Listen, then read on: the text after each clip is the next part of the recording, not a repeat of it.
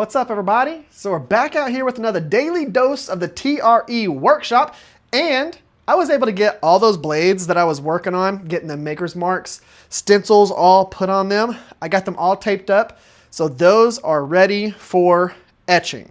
Now, it's one of those things where you probably don't have to tape them up because really that etching chemical, which is just salt in a higher concentration of vinegar, that's what I use to do it's like my saline solution to actually be able to etch, electro etch the maker's mark into it. I'll show y'all that whenever we do that episode. But I was able to get all those taped up. Again, it's probably not that big a deal. Probably didn't need to tape them up because directly after doing the maker's marks, I do a pass with a Scotch-Brite belt. It would probably clean off anything that was like a surface corrosion issue. It is what it is. I feel more comfortable having the tape on there, so that's why I do it. So I got those all taped up, and then I went ahead and ground the bevels into one of the other profiles that was already heat treated. The whole point behind that was I had an issue with one of my blacksmith knives, and I'm not taking that one to this show.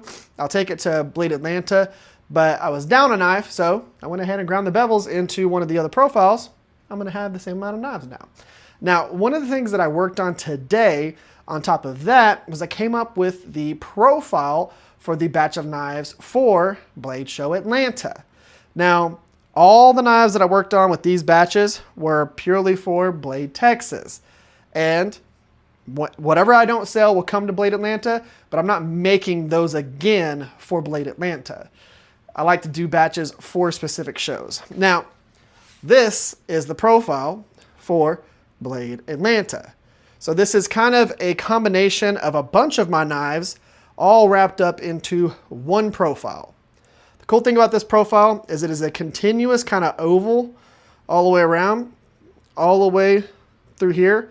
And then you have the sharpening choil and the finger choil taken out of that. Now this does have a nice curve to it. It's not straight. It actually curves down to here and comes around.